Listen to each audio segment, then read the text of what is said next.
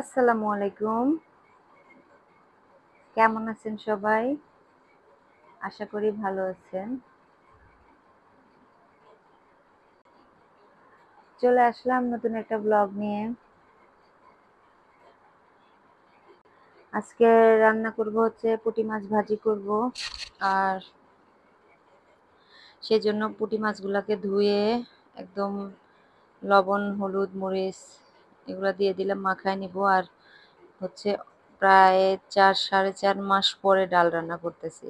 এর মাঝখানে প্রায় ভাবি আজকে রান্না করব, ডাল রান্না করব, ডাল আলু ভর্তা খাবো, কিন্তু হচ্ছে না। তো সেদিন একবার আলু ভর্তা করছি, কিন্তু ডাল রান্না করতে পারিনি। তো যাই হোক, সময়ও থাকে না হাতে, আর সবকিছু সবসময় করতে মজাও লাগে না, মানে ইচ্ছাও করে না। তো আজকে এই যে পুঁটিগুলো আমার আনা ছিল আগের, তো ভাবলাম যে কিছু পুঁটি আজকে ভাজি করে ফেলি। আর হচ্ছে ডাল রান্না, এদিকে মানে মুরগির মাংস করা আছে, রান্না করা আছে।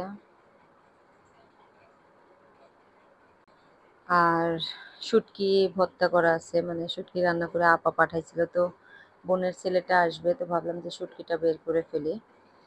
আর এই পুঁটিগুলাতে না অনেক ডিম, একদম পুরা পেট ভরা ডিম, মানে মচমচা করে ভাজি করলে খুব মজাও লাগবে খেতে।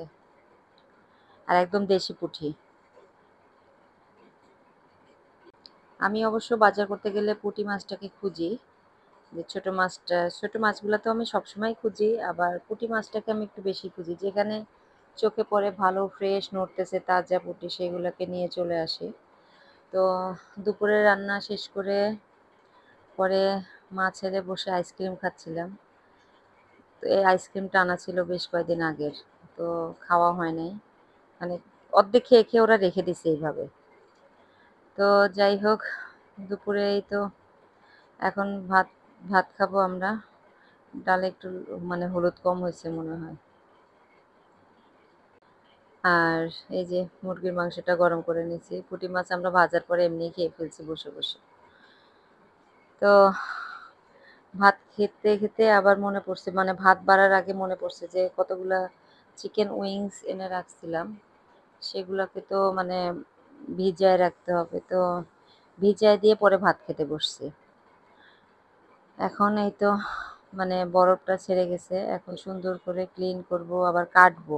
এটা কাটা না, মাঝখানে শুধু একটু মানে মোটা পিস সাইজটা একটু কেটে নিব। মানে একদম সুন্দর করে ক্লিন করব, কোথাও কোনো মানে মুরগির পশম টশম আছে কিনা, একটু ফোর টোরগুলো এগুলি আছে কিনা এগুলি দেখবো। তো এই তো কেটে কুটে নিয়েছি একদম পুরা ক্লিন করে। এখন সব কিছু রেডি করে নিয়েছি, এখন মাখায় রাখবো। তো মাখায় অর্ধেকের বেশি উঠায় রাখবার, অল্প কয়েকটা ছেলেকে একটু মানে নাগা উইংস করে দেবে, এক পিস মানে বোম্বাই মরিচও আছে। তো এটাকে এই যে ময়দা মানে একদম মাখায় রেখে দিছি। আর এখন হালকা করে একটু মানে ভেজে নিব, একদম কড়া ভাজবো না। তো সুন্দর করে ভেজে টেজে একদম রান্না করে নেব। রান্নার রেসিপিটা দেখাবো না, এর আগে একবার দেখাইছিলাম। তো যাই হোক, আজকের মতো এই পর্যন্তই। সবাই ভালো থাকবেন, সুস্থ থাকবেন, সাবধানে থাকবেন। আল্লাহ হাফেজ। আসসালামু আলাইকুম।